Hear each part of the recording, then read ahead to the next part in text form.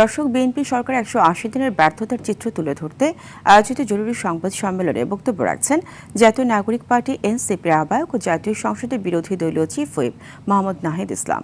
সরাসরি যুক্ত হচ্ছে সেখানে।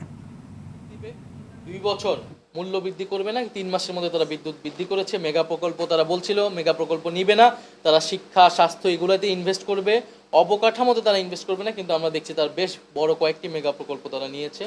সংবিধান সংস্কার কমিশন তারা করেনি, সুপ্রিম কোর্টের অধীনে পৃথক বিচার সচিবালয় তারা বাদ দিয়ে দিয়েছে। র্যাব বিলুপ্তির দাবি তারা এগ্রি করেছিল, কিন্তু তারা সেটাকে অগ্রাহ্য করছে, নতুন নামে নিয়ে আসছে। স্থানীয় সরকারের প্রশাসক তারা নিয়োগ দিবে না বলেছিল, তাদের 31 দফাতেই সেটা ছিল, কিন্তু তারা এখন স্থানীয় সরকার প্রশাসক নিয়োগ দিচ্ছে।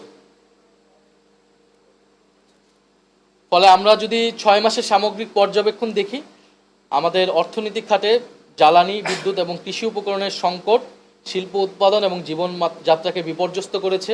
সিন্ডিকেট ভাঙার বদলে নতুন অংশীদারিত্ব তৈরি হয়েছে। আমরা বিভিন্ন প্রতিষ্ঠানগুলোকে দলীয়করণ করা হচ্ছে, সংস্কারগুলোকে বাতিল করে দুর্বল আইন প্রণয়ন করা হচ্ছে।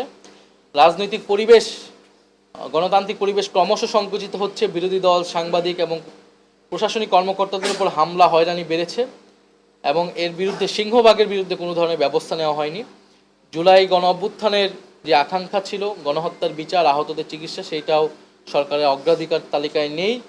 জবাবদিহিতামূলক একটা রাষ্ট্র ব্যবস্থা আমরা চেয়েছিলাম, দুদক, মানবাধিকার কমিশন, ন্যায়পাল, এই যে চেক অ্যান্ড ব্যালেন্সের প্রতিষ্ঠানগুলোতেও অকার্যকর করে রাখা হয়েছে এবং সরকারের বহুল প্রচারিত 31 দফা নির্বাচনী ইশতেহারের একাধিক দফা এই 6 মাসের মধ্যেই কিন্তু পরিত্যক্ত হয়েছে এবং তারা নিজেরাই সেটা বরখেলাপ করেছে।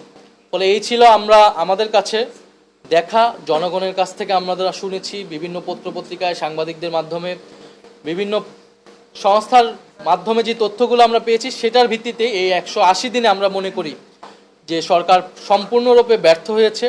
ব্যর্থ হয়েছে তাদের অপরিকল্পনা, দুর্নীতি এবং অব্যবস্থার পড়ার কারণে। আপনারা দেখেছেন যে 6 মাসের মধ্যে কিন্তু মন্ত্রী পরিষদের পুনর্গঠন করা লাগলো এবং সরকার বলেছিল তাদের পরিকল্পনা রয়েছে, প্ল্যান রয়েছে। এখন সরকার বিরোধীদের কাছে প্ল্যান চাচ্ছে, মন্ত্রী তারা পরিবর্তন করছে, প্রতিমন্ত্রী তারা পরিবর্তন করছে এবং আমরা জানি না কখন এই পরিবর্তন করতে করতে প্রধানমন্ত্রীকে এই পরিবর্তন করার প্রয়োজন দেখা দিবে।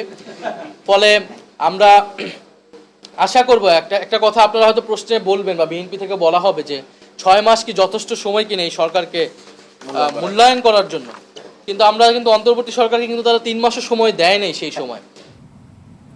দর্শক, দেখছিলেন বিরোধী দলীয় চিফ হুইপ নাহিদ ইসলামের বক্তব্যের অংশবিশেষ।